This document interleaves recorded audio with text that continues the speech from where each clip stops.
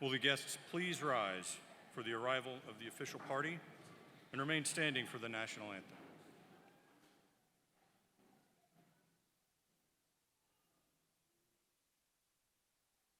NPTU Charleston, attention.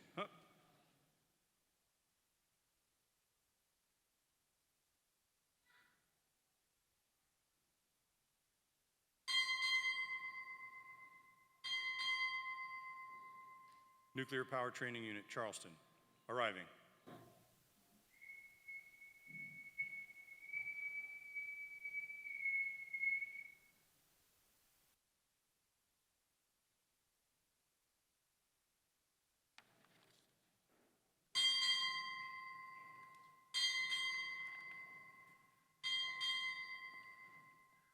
Australian Naval Attaché, arriving.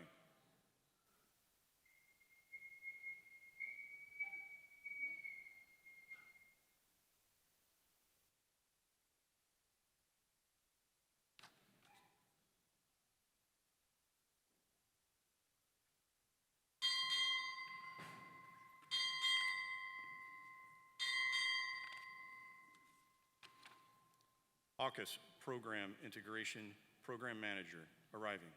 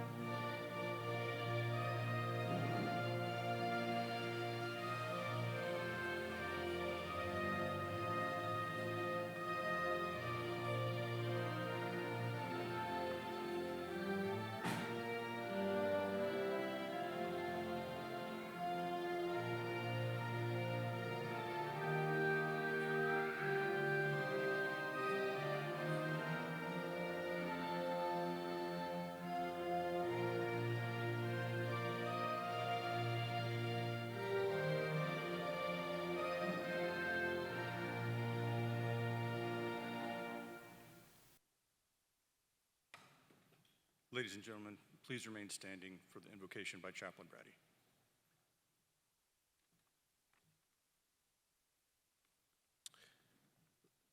Let us pray. Eternal and loving God, we humbly bow our heads and lift our hearts to you in thanksgiving for the grand accomplishments of these sailors gathered together at this graduation. God, it was you that put it into their hearts of these graduates to join the world's greatest navy and to pursue the path of sailors in the nuclear field. leading them to Nuclear Power Training Unit Charleston. You, O God, that infuse these graduates with grit and grace to not only excel in their studies, but to navigate through the numerous challenges they encountered on their journey that's culminated in this graduation. O merciful Lord, remember and bless the families near and far who believed and supported this graduating class, as well as the instructors and our staff at our training unit who helped guide them along the way. As this class prepares to go out into the fleet at the tip of the spear, wherever they are assigned, help them to know that you, O God, will go before them. Stand with them as the one who orders our steps and props us up on every leading side, so that no error becomes eternal, no fall becomes fatal, and no problem is more powerful than your grace to bring us through. We ask these things in your holy name.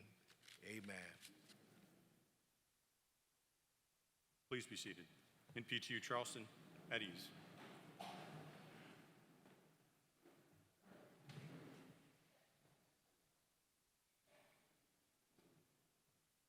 Admiral Reistack, Commodore Frost, Captain Kep, Moored Training Ship 701, Commanding Officer Commander Bacon, Site Command Master Chief Montello, distinguished guests, family, and friends, welcome to the Naval Nuclear Power Training Unit Charleston graduation ceremony for Class 2304.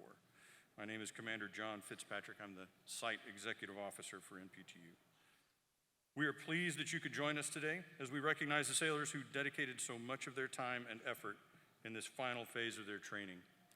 While we recognize those students who stand out from their peers, it is important to remember that each student dedicated thousands of hours in the pursuit of this moment. Today's about the accomplishments of our sailors as they complete the Naval Nuclear Propulsion Training Pipeline. Please join me in a round of applause for all the families, friends, and shipmates who have played a large part in getting our sailors to this point today. Thank you.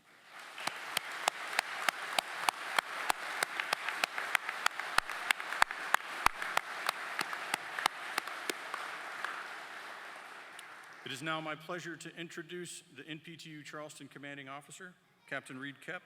He is a submarine officer who has had command of USS Colorado and is now in his first major command tour here at NPTU Charleston. Hey, good morning, everybody. What a good day, huh? You struck the jackpot with the hot ceremony at 11. Like, well done on that, I guess. Although you did get some breeze going through the hangar bay door, so good on you for that. Hey, I'm excited that you're here. I'm excited for our graduates. I'm going to give a few shout-outs, do some acknowledgments, a little education about how we train and certify our nuclear operators, and then we'll get on to the rest of the ceremony. So first, like, what a great setting to send the next generation of warriors out to the fleet, right? The former USS Yorktown. Boy, there's a lot of history that. And, certainly the name has some history in Australia as well as our country. And so I'm very grateful for this opportunity.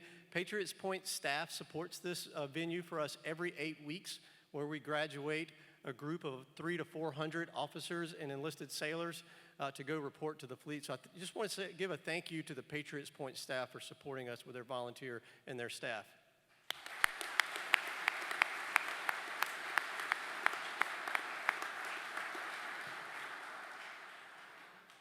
All right, now if you're willing and able to stand for this, I'd also like to acknowledge our veterans that are in the crowd. So could you stand if you're willing and able, so we could acknowledge you?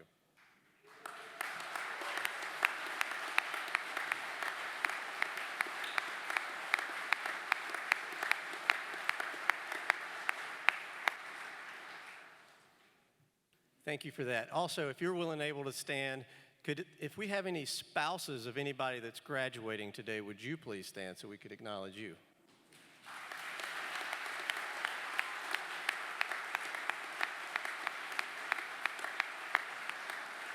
Thank you.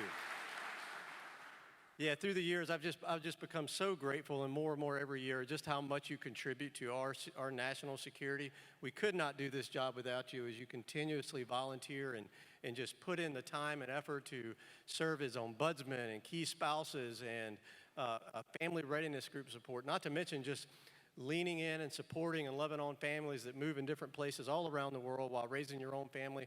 We truly couldn't do this without you. I have a heart of gratitude for all that you do, so thank you for that. Okay, so how do we do what we do? So Nuclear Power Training Unit Charleston. So what we have is two critical reactor platforms that we use. There are two converted Los Angeles class nuclear fast attack submarines that are now training platforms housed here in Charleston. That's supplemented with over 300,000 square feet of facility space that includes our teaching classrooms, state-of-the-art technology, and fully immersive simulator training that gives us the capacity and capability that we need to certify nuclear operators to go serve on our various platforms in the fleet. To accomplish that, it takes about 1,200 active duty Navy staff and about 300 plus Naval Nuclear Laboratory civilians, and we operate these platforms in our training site 24 hours, 365 days a year. And some of you will ask me after this, does that even mean Christmas? Yes. Every day of the year, we're operating our plants, we're operating our platforms, and we're training and certifying sailors through key events so that we can send them to the fleet. So in addition to the training staff and the nuclear staff, I got an incredible group of medical and administrative staff and other supporting agencies that help us meet the demand signal we need. So I'd like to give a shout out to my staff that allows this.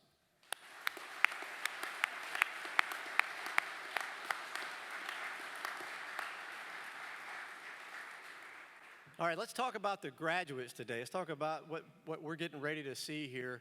And I want to give you a little bit of education about what they do and what they've accomplished. So if you're like me, which you are at some point, and you've had kids in your house, teenagers or whatever, sometimes when you're trying to figure out what's going on, like the best you can get at the dinner table might be like good.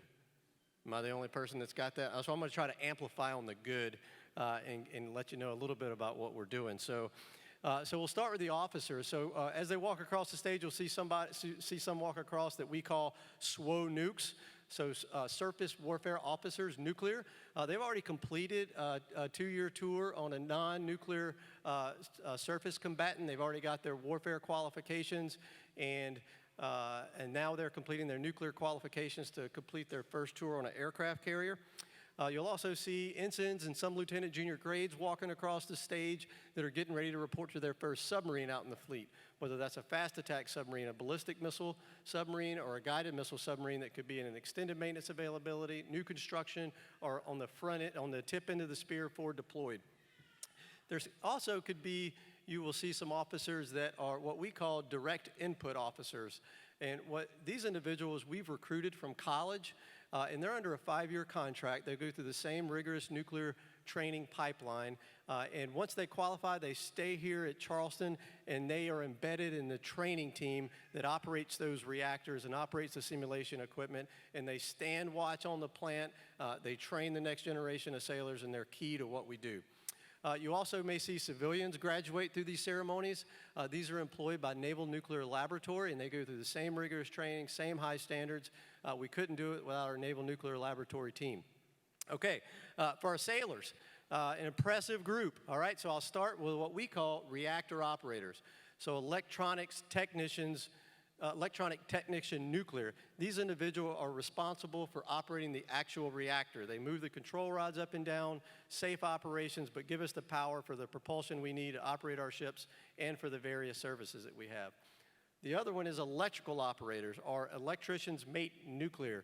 These individuals are responsible for electric plant operations, our load distribution, and how our hotel services work, and they're responsible for an incredible amount of maintenance and equipment lineups throughout the ship. Next, we have our what we call mechanical operators, our machinist mate nuclear. These individuals also highly trained operate our high energy steam systems, hydraulic systems, various supporting systems around the ship. From this group, we will select a handful that we will call ELTs, or that stands for Engineering Laboratory Technicians. And they will, once they complete this graduation, they'll report back to school with me. They'll go through a few additional weeks of very high standards training on the maintenance of our chemistry and radiological controls of our primary systems and our secondary systems so that we can keep those systems for the longevity of what we've designed them for proper operation, and we can't do it without them. Very tough assignment. And that's not all. Okay, so that's really the rates and assignments, but we also are fully committed to investing in professional development of our sailors, and we will offer various schools and certifications along the way. So there are some here. Some of the mechanics are transitioning to a nuclear field weld school. We have about 60 positions in that a year that go out to our submarines. And then we also have Propulsion Plant Local Area Network, or PP-LAN. I said that slow, and we like an acronym for that one. Think IT support for our nuclear security systems. We'll send some to a very specific design school if we're building a new reactor plant like the Columbia-class submarine. There's a very specific design school that we'll send those individuals to get ready to operate that first of the class reactor plant. And the schools and certifications and opportunities to grow will continue through their career, and I'm excited for them to be part of that. Okay, one other thing I want to educate you on is something that we call star reenlistment. Okay, so that's an opportunity for our sailors to reenlist. Now, if you'll notice some of the sailors walking across, many will have 2 stripes on their arm or a double chevron. Okay, so these are individuals that have met the criteria for star reenlistment. At this time, it's 21 months of service, good standing with the Navy, and a qualified nuclear operator, which are these individuals here. When they make that decision to star reenlist, it adds 2 years to their initial contract. It does not extend their time at sea, but really gives them the opportunity to have a guaranteed shore duty on the end of their initial commitment. It's a great setup to determine what you want to do with the rest of your career. It gives them that automatic advancement to E5, our second-class petty officer, hence the second stripe. It gives them the opportunity to live out in town on the economy and to receive basic housing allowance. And it also has a sizable bonus. For this particular class today, we're actually re-enlisting over 150 sailors for a combined bonus structure where each one of them get a bonus for this of approaching $9 million, with an average bonus for each sailor that chose to star re-enlist of $60,000. So ranging from about 50 to about in the mid-90s for re-enlistment bonus. So I give you that education because a lot of them made this choice. Some of them are still going through it. Some of them are still waiting to meet the time and service requirement. We're just a few weeks away from that. So now if you're at the table or in the car, you got something to talk about. All right? Either congratulations or something we can discuss. Okay. Maybe that was purposeful. Okay? Great. Hey, and so lots of good information there. I know it was a lot. Hey, I want to get to know you just a little bit before we get to our guest speakers here, so for the crowd here, so I'd like this to be interactive, and so I'd like to know who came from the farthest away. I know you invest a lot, but let's see, who came from the farthest away? Go ahead, Australians. There's a secret. There's some Australians here. What do we got? Okay, Australia. Oh, that's awesome. What else? All right, you can give me some other places. Minnesota. Arizona. California. And Texas. There's always some Texas folks in the house. We know that. Yeah. All right, good. Hey, round of applause to you for your commitments and your travel.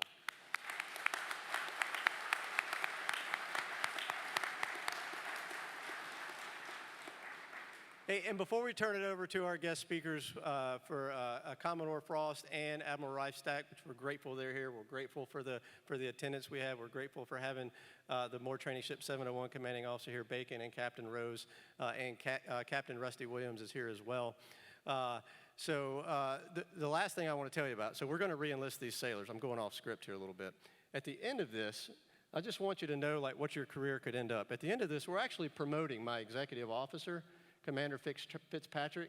He's a commander right now, but he just got awarded the promotion to 06, to captain in the Navy. So after the reenlistment on the fantail, we're going to promote him with his family as they're coming in to 06. So just a lot to look forward to, a lot to be grateful with the star reenlistments, the graduations and the promotions. So a round of applause for him.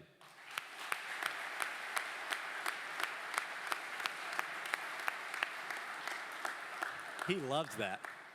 He really loves that. Hey, the other thing that your sailors were telling me that they love, they were just telling me they really like it when their family gives them some attention and embarrasses them a little bit. That's what they were telling me. And so they said they love to hear things like, that's my sailor, I love my sailor, they love it.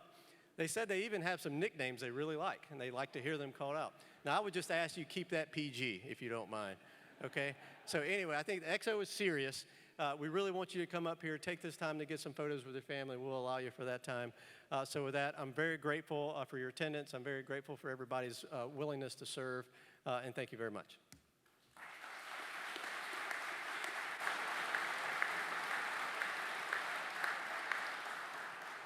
Thank you, Captain. It is now my pleasure to introduce Commodore Frost. Commodore Frost is a seasoned naval aviator and previously served as commander of the Royal Australian Navy Fleet Air Arm. He is currently serving as liaison for the AUKUS program to supply the Royal Australian Navy with Virginia-class nuclear-powered submarines and to train Australian submariners in the operations of nuclear propulsion plants. Good morning, everyone. I've just been told by the Admiral that season means old, so thanks for that. I don't take it as an insult at all. But it'd be remiss of me not to say g'day, everyone. It's an absolute honour and a pleasure to be here representing Australia. And on behalf of Australia, I'd like to pass on my congratulations to all the students for achieving what is a fantastic milestone. I know personally I couldn't have got through that rigorous training as a naval aviator. I took the easy option, so well done. I'd also like to pass on my congratulations to the families and friends. Without your love and your support, this would not be happening today, so thank you.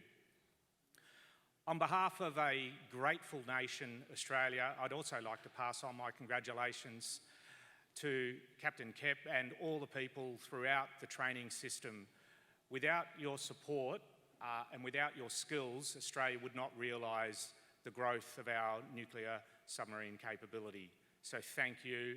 And just yesterday, I toured the facilities and I was absolutely blown away by the quality of the systems and the training systems that are used, but more importantly, the quality and the professionalism of the people and the absolute passion they have to getting the students to this point, not only from an academic perspective, but from a well-being perspective, and I applaud you for those efforts. As a naval aviator, I'm very comfortable in this space on an aircraft carrier with aircraft visible to me, so I'm a bit calmer than what I would normally be surrounded by so many submariners. But I also understand as an aviator how important deep knowledge of your systems, of your ship, and of your stuff, how important that is. And the submarine community certainly do that to another level. And yesterday I certainly saw that. My advice and guidance to those who are graduating today, you must continue to learn, to listen and to lead. Your journey certainly does not end here. It goes well beyond knowing your stuff. You must know your mission and your purpose. As a naval officer, I also understand a sense of community. Shipmates are everything, and I know you've been told that so many times. Well, you now have 3 new shipmates, and they all have funny accents like me, and they come from the other side of the Pacific. But don't underestimate the power of those friendships. With Sam, Jason and Stephen, please stay connected with them because that power will be realised throughout your career. Sadly, or probably not for many, but for me, sadly my flying days are over, but the friendships I formed with all my partners in the US over 34 years of service has served me well and continues to serve me well in Washington, DC. I call upon their guidance, their friendship, and their experience every day. The words on the street that you keep hearing in Washington, DC are about allies and partners. I believe that you represent the very essence of this, and what I saw yesterday was an absolute commitment. It didn't care if someone had an accent like I've got. It was all about the commitment to getting the skills into that man and woman. It was phenomenal to watch, and so I will be taking that message home to DC, both from an instructor's perspective and a student's perspective. Another word that's used quite frequently on the streets of Washington, DC is deterrence. And I firmly believe that you and your chosen profession represent the very essence of strategic deterrence.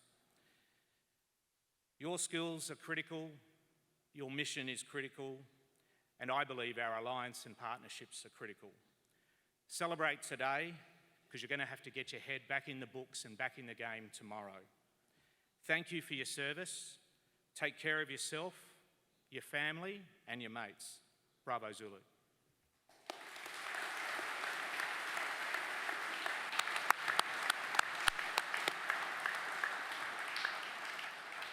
Thank you, Commodore. It is now my pleasure to introduce the second guest speaker for the day. This is the Rear Admiral Lincoln Reifsteck, is the AUKUS Integration and Acquisition Program Manager. He's a career submariner who has served as commanding officer of the USS Hampton, Submarine Development Group 5, and was Commander Submarine Force. Now in his flag tour as the AUKUS Integration and Acquisition Program Manager.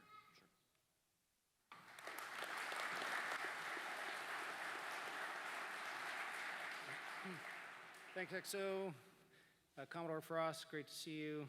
Thanks for joining us today. Captain Kep, Commander Bacon, the CEO of the 701, my Australian colleagues, it's great to see you as well. And Captain Rob Rose, former submarine command course classmate many years ago. It's awesome to be here. I was telling some of the staff before the earlier session, so I finished class 9508 in I started nuclear power school in class 9508, and I finished here in Charleston around September of 1996. And we did not have the appropriate recognition for what this pipeline meant to our Navy back then. We literally stopped by the base conference center on the way out the gate, had a quick ceremony with no families where I don't think it was handwritten, but it might have been a handwritten piece of like typewriter paper that said, you know, good job. And like the car was still running to drive up to Connecticut. And it was really a missed opportunity that the staff here does a great job to make sure that we celebrate a really tough pipeline, a really valuable pipeline that has taught our sailors to think and to grow, the baseline principles of formality and procedural compliance and everything that goes along with harnessing the advanced technology that nuclear power brings and the complete game changing that nuclear power provides our country. So I'll get back to that in a minute. I want to reiterate what Captain Kep talked about in appreciating our veterans. So the fact that we have so many folks here that served, we're thankful for you. We're even more thankful that you've continued that line for our country and for our Navy, knowing what the sacrifices are, knowing what the opportunities and the benefits are that you've encouraged your loved ones to join us. And maybe equally so, and maybe in some ways more so, those of you who do not have service in your background that are taking the plunge of trust that folks like us will properly take that handover of your young adults, and that we will protect them and empower them and use them to guide our nation. So thank you very much for that. I'd also like to hammer down on what Reed talked about families, and Frosty mentioned as well. One of the things why I'm still sticking around, after joining the Navy in 1991, is this has become really a family affair. So we have our individual families, we have our shipboard families, and somehow those communities blend, and we're able to get this done for our country. And it's really an amazingly powerful community of folks in the Navy, especially in my community, the Submarine Force. We're very tight. From E1 to O10, the wives, the girlfriends, the husbands and boyfriends, and anything in between. And it's just an amazing ecosystem that I'm really proud to be a part of, and it's really meant a lot to me. So, can anybody raise their hand if they're like a fiance, if you're engaged to one of the folks that's about to graduate? Don't be bashful. All right. Thank you, sir. So you're a fierce and brave person. You're charging off into the unknown. There's probably a few folks that are probably early in their marriages or early in their time in the Navy, obviously, that haven't seen deployments or workups, so all of that. And it can be daunting, that kind of fear of the unknown. And so I was going to share a story that has really helped me out. And so when I was a young lieutenant, getting ready to get married, my best friend, who I met in the Navy, his family was a submarine family. And my friend's mom, Susan, she mentioned to me, she said, hey, look, there's going to be a lot of weekly ops. Weekly ops are when an attack submarine gets underway on Monday, you go out all week and practice, you come home on Friday, shut the reactor plant down, you might be in for the weekend, then you do it again the next week, and that's kind of how we practice. Carriers call that workups, might be a couple weeks, might be a couple months, but it all culminates to where we go on our deployments, right? 6, 7, even longer month deployments. And so what Susan said to me was like, hey, look, whether it's a weekly op, whether it's a deployment, you can focus a lot on what you've lost by being gone. And then when you come back, you can even do something worse. And that's focus on little nitnoid things when you come back, right? So you come back and like, wow, that's not where we used to keep the potholders. Well, I like where we used to keep the potholders. What are we doing? And you can waste mental energy on that. Or I don't like how the dishwasher's being unloaded anymore. You know, I like it with the, forks all together instead of all hodgepodge around. You can focus on that. And it's probably not a worthwhile use of your time. And so her message to me in kind of the mnemonic, I guess, that she offered me was like, why don't you try living your life with like 1,000 honeymoons?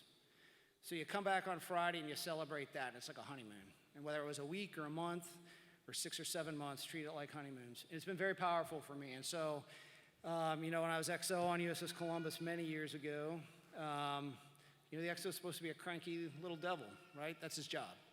Sometimes it's hard for that cranky little devil to come home after being, the XO for 7-month deployment and turn that off. And you know what? My family didn't want the cranky devil XO. They had no interest in that. Turns out they were doing just fine while I wasn't around, just fine. Probably no impact. And so a number of times in my life, my wife has kind of taken me down a rung real quick by saying, hey, what about that 1,000 honeymoons thing? So I'd offer you that, sir. If there's a little gnashing up as you're reconnecting, whether it's after a week or a month, maybe just either say it out loud or say it to yourself. How about that 1,000 honeymoons thing? It's helped me out. Hopefully that helps somebody here as well. Why nuclear power? Well, nuclear power for the United States, for our allies and partners, both nuclear navies and not, it is what enables the war machine to be a global player. It enables us to be ready to go at the time and place of our country's choosing. So on the submarine side, we have 68 submarines. Every one of them is nuclear powered. We just brought USS New Jersey into the fleet last week. We have those fast attack submarines that are at sea, on scene and unseen for months on end. They've got a lot of firepower. They've got a lot of stealth to where nobody knows where they're at. And they've got the ability to be there for a long time. So that keeps the peace.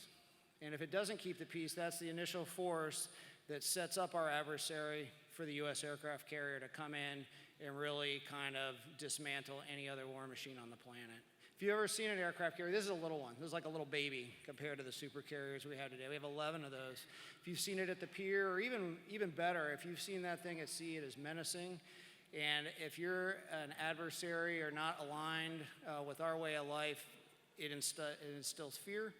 And for our allies and partners, it makes you real happy about the choices you made. So that's what nuclear power does for us. Why have we continued with it? Why are we so trusted? Why are our partners, our greatest partners in the whole world are the UK and Australia? And we've been doing very high-end submarine missions for over 30 years with both countries. Very interchangeable. Incredible submariners in both countries. But why this jump to nuclear?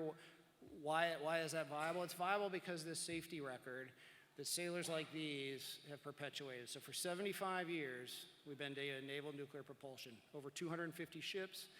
We've steamed 171 million miles, which means nothing to you. 171 million miles is about 8,000 times around the Earth at the equator. We've done that, no safety problems. A whole myriad, over 50 countries throughout the world, many of which have no nuclear capability whatsoever, welcome us with open arms to over 150 ports worldwide to show their partnership and their alliance with us because we're underpinned with that safety. So the lethality, the safety, and the ability to project a common vision, of nations that love peace, love open communications on the seas, and understand that maritime nations kind of keep the global world in order it's all underpinned by nuclear power. In our submarine force and our SSBNs that won the Cold War, that wore the Soviet Union out, and today, those ships, being on constant patrol, they ensure that there won't be a nuclear war. No time soon, probably never, because nobody knows where they're at, they're expertly trained, and the kind of business proposition of starting that with the United States is untenable, and that's all nuclear power. So that's the why. I want to dote on our grads today a little bit. We need you out there in the fleet. Old guys like me, you don't go to sea anymore. We run desks and try to get budgets to buy you new ships. And we need young men and women who are energetic and smart like you to keep it going, to keep that long line. About 28,000 people have graduated, or officers have graduated from nuclear power training, about 127,000 enlisted sailors, and about another 2,300 civilians that support the program. So you're part of a long heritage of folks that have high standards, that are incredibly capable, that do great things for our Navy, and when they leave the Navy, they do incredible things for our society. So we're so happy to have you join our fleet today. I'll close up by offering you just one final piece beyond the 1,000 honeymoons thing, is we all came to the Navy for a reason. You know, some of you will decide that you've accomplished what you're going to accomplish in 5 years. Some of you will end up standing up here like me in 35 years and still going. And I want you to get what you came for. And so if you came for an education, then go take classes. If you chose a submarine out of Hawaii, that was a wise choice, by the way, and you did that because you wanted to learn to kite surf, if you find yourself at month 4 in your tour and you haven't signed up for the first kite surfing lesson, you are doing yourself a disservice. You're not getting what you came for, and I would encourage you to do something different. So get out of the Navy what you came to get out of it. Be a great ambassador for us when you're in foreign ports with our allies and partners. See the world and just enjoy what the Navy has to offer you, and keep an open mind as to whether that's something that you're going to do for 5 or 35 years. So again, thanks for your service. Thanks to all of you today for the support of our Navy as the American populace, the support of these sailors, and thanks for listening today. Thank you.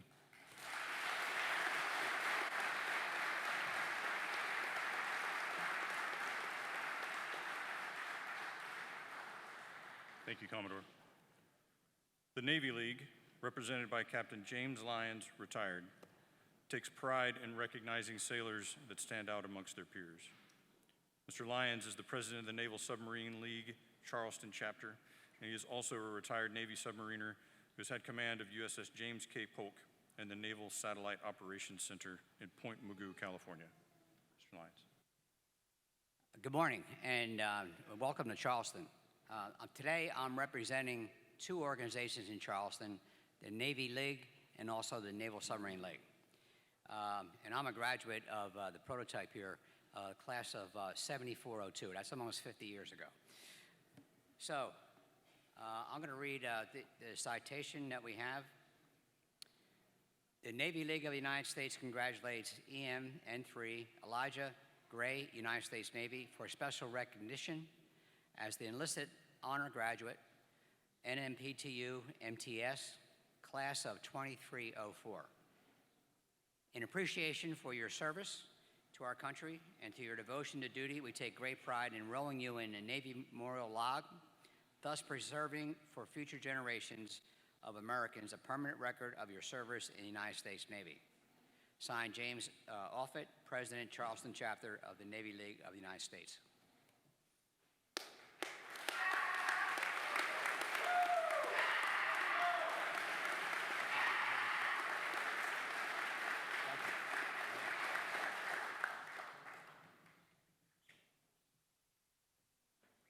The Commanding Officer's Personal Excellence Award is presented to the sailor chosen from each crew who exhibits the greatest degree of professionalism. The selection criterion for this award takes into consideration student effort, motivation, adaptability, personal development, and performance of duty. I want to remind the guests that you can come up and take pictures. I know we've already got somebody up here, but that's good.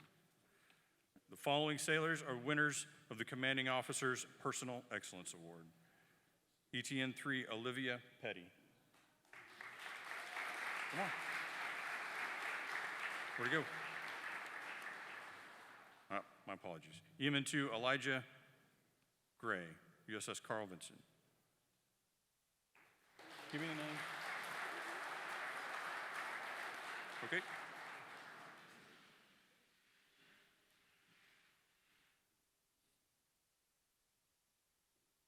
My apologies.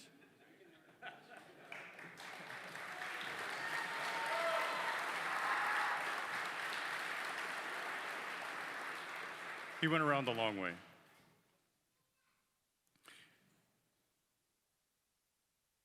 ETN2 Afton Quibido.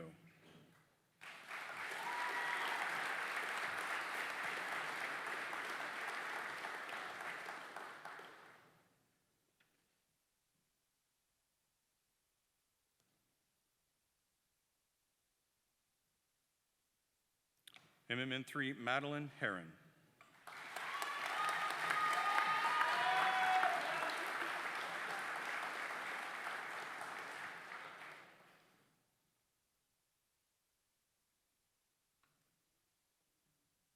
Okay, and now NPTU Class 2304. MMN3 Cole Antill, headed to ELT School.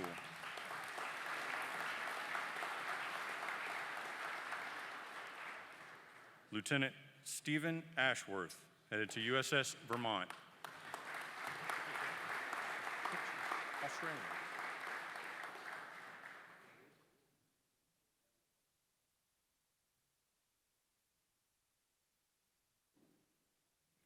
ETN3 Trevor Alt, headed to USS Theodore Roosevelt.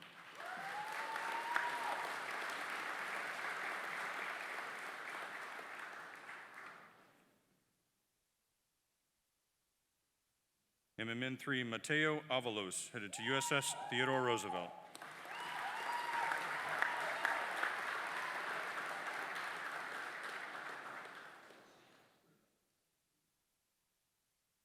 MMN3 Datavia Banks, headed to ELT School.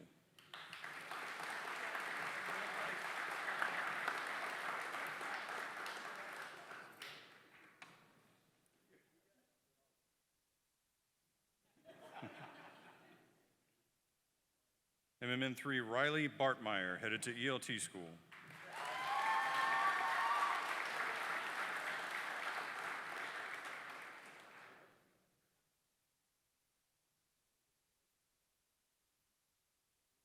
ETN3 Devin Beckett, headed to USS Oregon.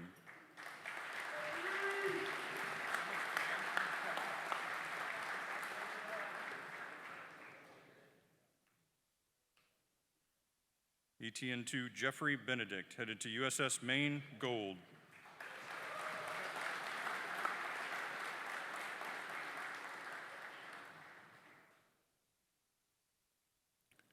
Ensign Zachary Bergeron, remaining at NPTU Charleston as an instructor.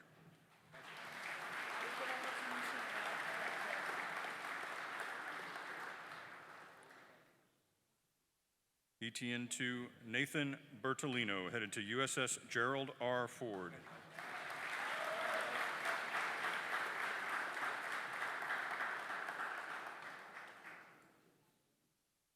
ETN2 Aaron Bozigian, headed to USS Idaho.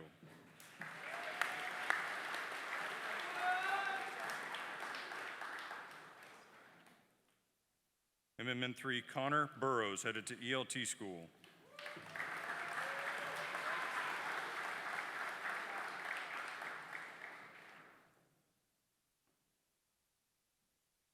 EMN2 Logan Camacho, headed to USS Carl Vinson.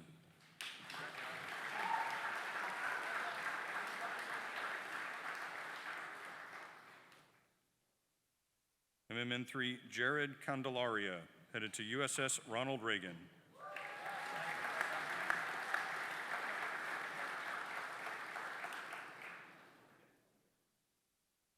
MMN2 Kelton Carlson, headed to Pre-Commissioning Unit John F. Kennedy.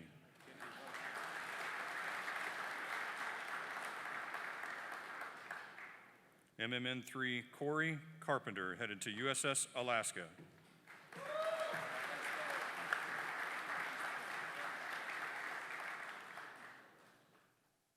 EMN2 Nico Casiato, headed to Pre-Commissioning Unit John F. Kennedy.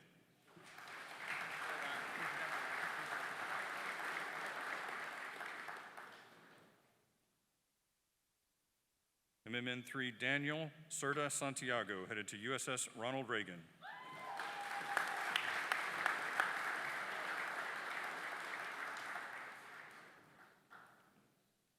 EMN 2 Anthony Chavez, headed to USS George Washington.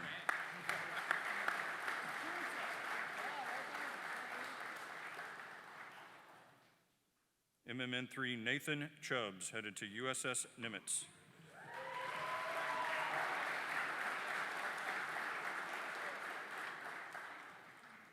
EMN 3 Jeremiah Cook, headed to USS Seawolf.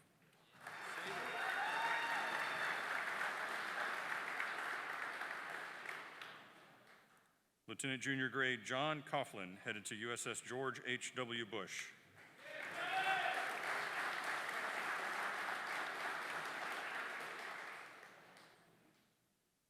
EMN 3 Colby Dancy, headed to USS Charlotte.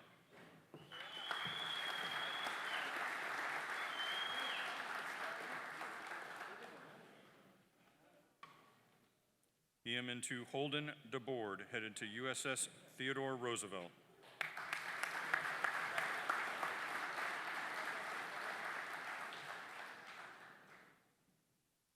ETN 2 Stanley Desir, headed to USS New Hampshire.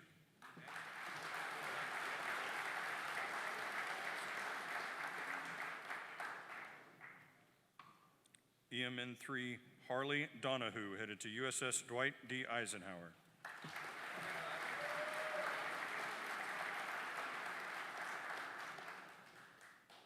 MMN 3 Luke Dries, headed to ELT school.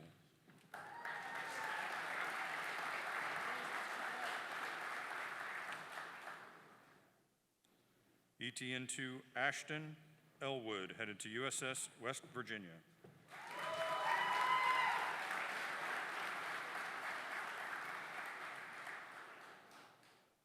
Ensign Daniel Essenwine, headed to USS Alaska.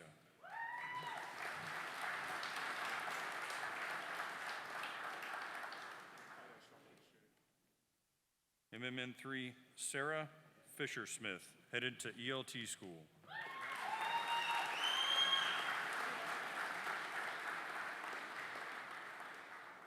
Lieutenant Junior Grade Jack Fitzgerald, headed to USS Nimitz.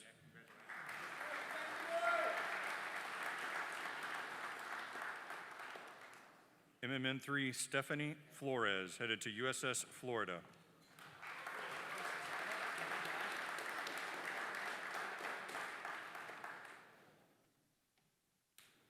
ETN 3 Samuel Fokin, headed to USS Seawolf.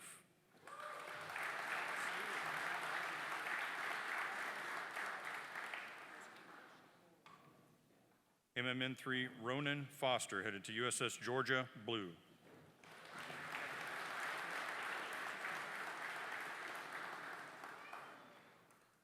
ETN 3 Noah Gain, headed to USS Montpelier.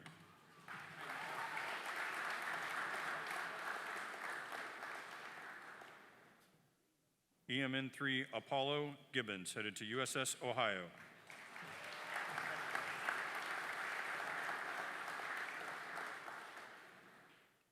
MMN 3 Tyler Gordon, headed to USS Nimitz.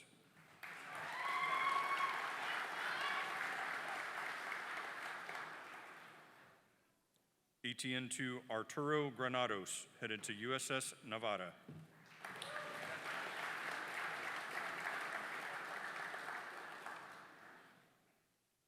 ETN 3 Lawson Graves, headed to USS Wyoming.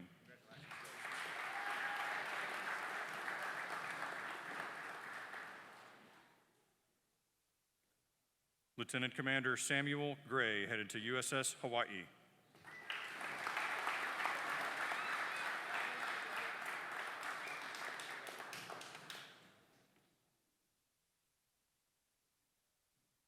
MMN 3 Daniel Greenwell, headed to Pre-Commissioning Unit John F. Kennedy.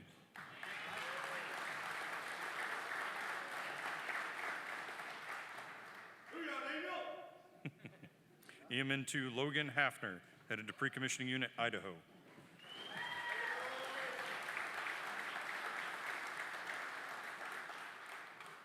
ETN 3 John Michael Hall, headed to USS George H.W. Bush.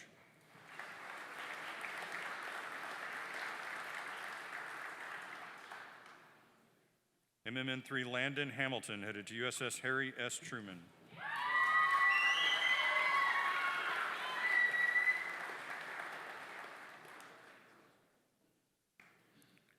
ETN SN Griffin, headed to USS Nimitz.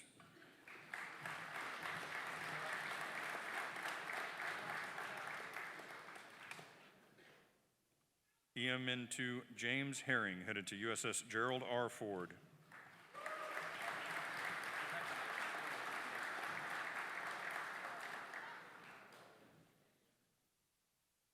MMN2 Zachary Herzig, headed to USS Maine.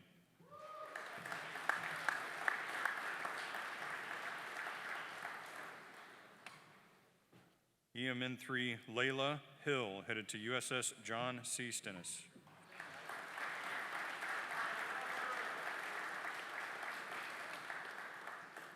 EMN2 Cash Johnson, headed to USS Dwight D. Eisenhower.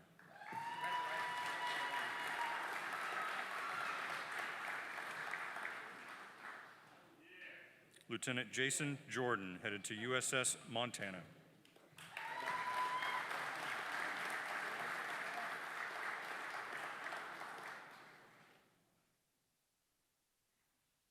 ETN-3 Brian German, headed to USS Alabama Blue.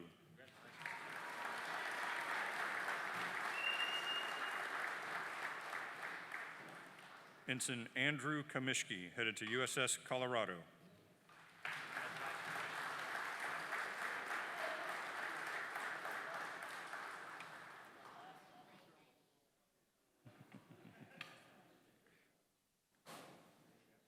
Ensign Rockwell Karish, headed to USS Helena.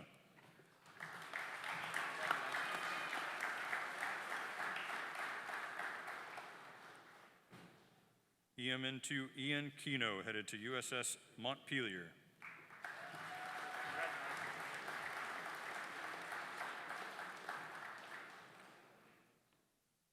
MMN3 Joshua Kim, headed to ELT school.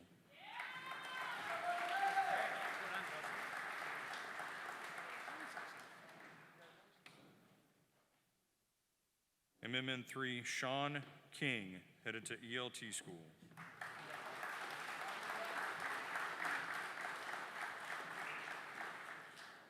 MMN2 Michael Lamos, headed to USS Newport News.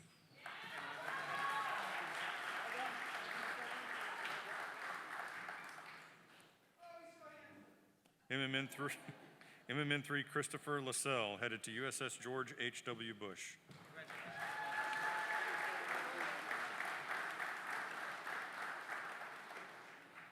MMN3 Justin Lindenberg, headed to USS Nimitz.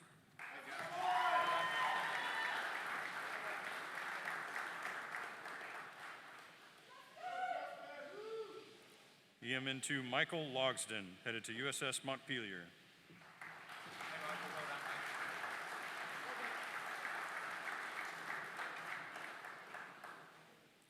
MMN3 Jonathan Londo, headed to USS Toledo.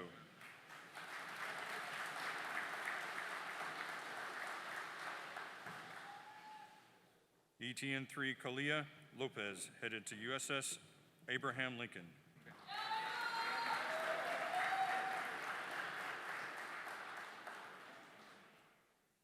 MMN3 Adrian Levy, headed to USS Newport News.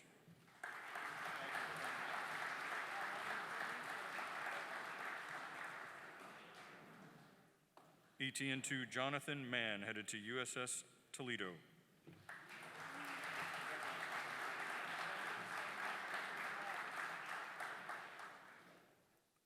EMN2 Caleb McClelland, headed to Pre-Commissioning Unit, Utah.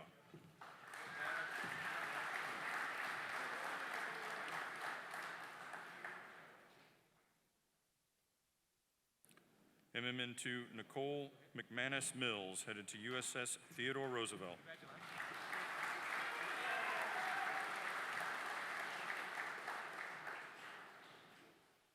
MMN3 Brady Morgan, headed to ELT school.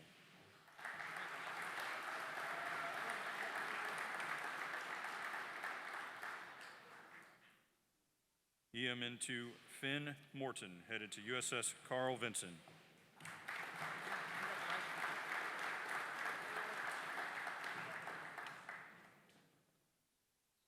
ETN3 Taylor Olmsted, headed to USS Ronald Reagan.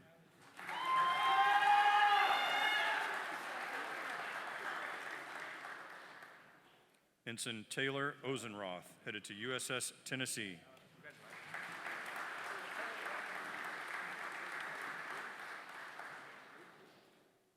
ETN3 Bailey Peacock, headed to USS Pearl Harbor.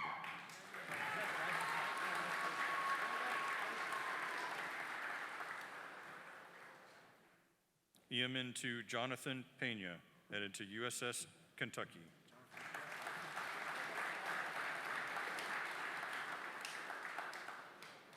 EMN2 William Panicha, headed to USS Alabama Gold.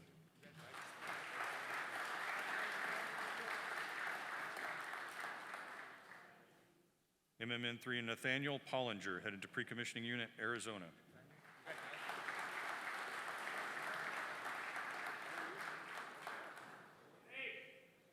MMN3 Ryan Principato, headed to ELT School.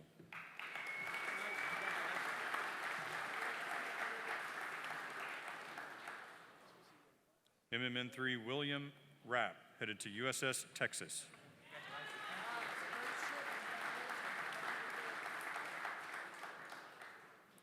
EMN3 Joseph Rice, headed to USS Asheville.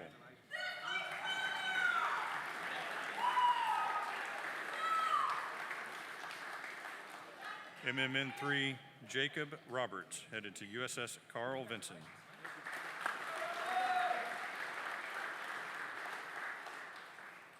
MMN3 Celestino Rodriguez, headed to USS Nevada.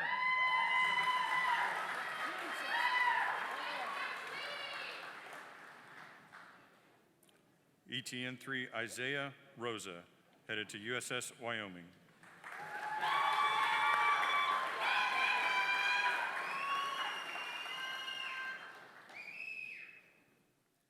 Mr. Jonathan Rosenworth, remaining at NPTU Charleston as a civilian instructor.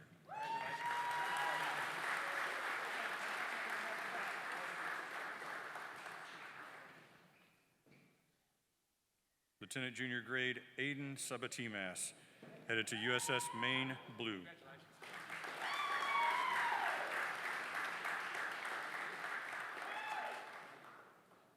EMN2 Connor Selkin, headed to USS Hartford.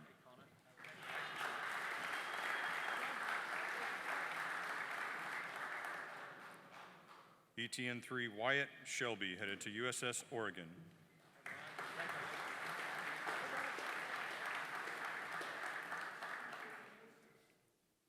MMN3 Blake Shields, headed to ELT School.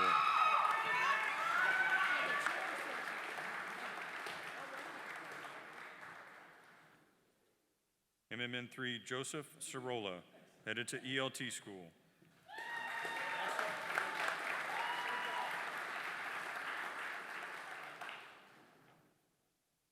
ETN3 Ariali Soto, headed to USS Washington.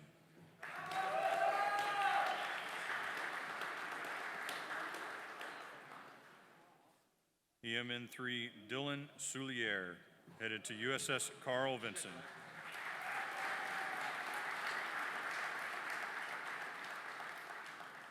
MMN3 Jared Stayer, headed to USS Harry S. Truman.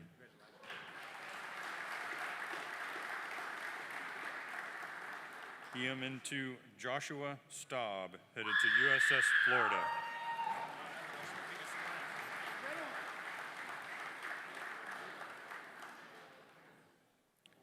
ETN2 Joseph Storm, headed to USS Carl Vinson.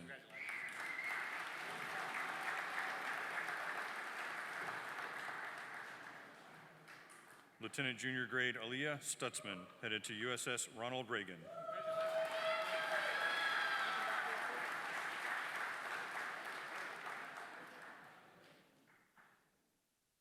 ETN2 Alexandria Surratt, headed to USS Georgia.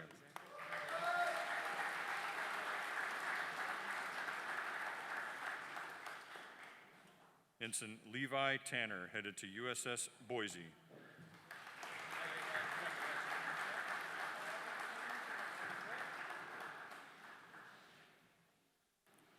ETN 3 Noah Taylor, headed to USS Abraham Lincoln.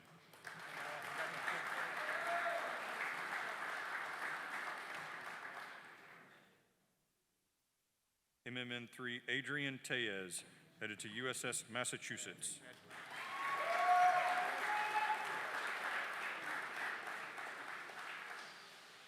EMN 2 Max Tipa Thingale, headed to USS Henry M. Jackson Blue.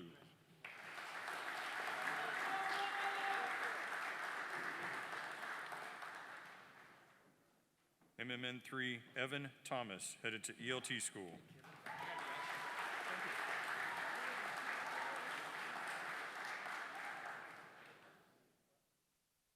EMN 3 Chloe Tombson, headed to USS Florida.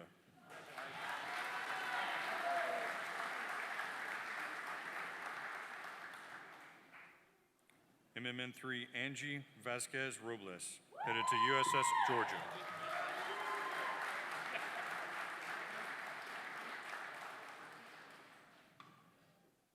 MMN 2 Derek Wangler, headed to USS Delaware.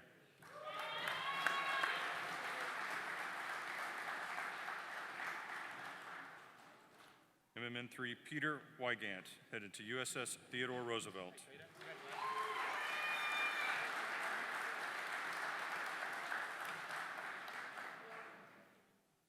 ETN 3 Wyatt Wheeler, headed to USS Tennessee.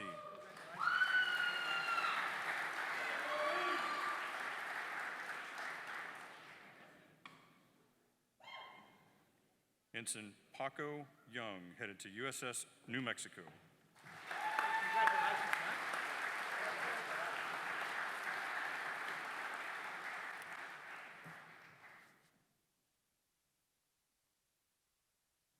All right, please give a large round of applause for all of our graduates.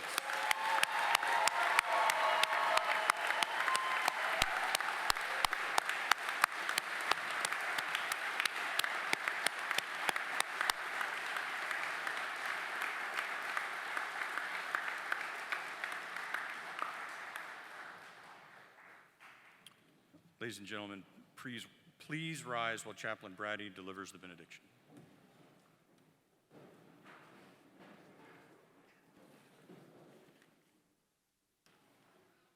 Let us pray. Now, gracious Lord, as this graduation comes to an end and we prepare to leave this place, we ask that your loving presence go with us. When adversity comes to us, as we attempt to stand our watch, be near us. When anxiety shackles our hearts and grips our minds, steady us so we can look back on this day with thanksgiving and forward to our future with abiding hope. We ask this in your holy name. Amen.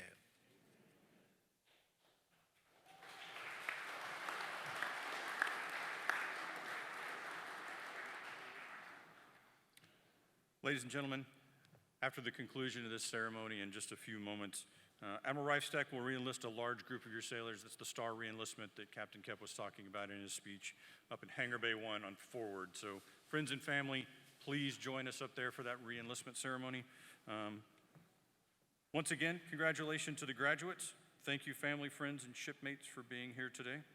On behalf of the commanding officer, the technical director, and the Site Command Master Chief, I wish you all fair winds and following seas. Nuclear Power Training Unit, Charleston. Attention.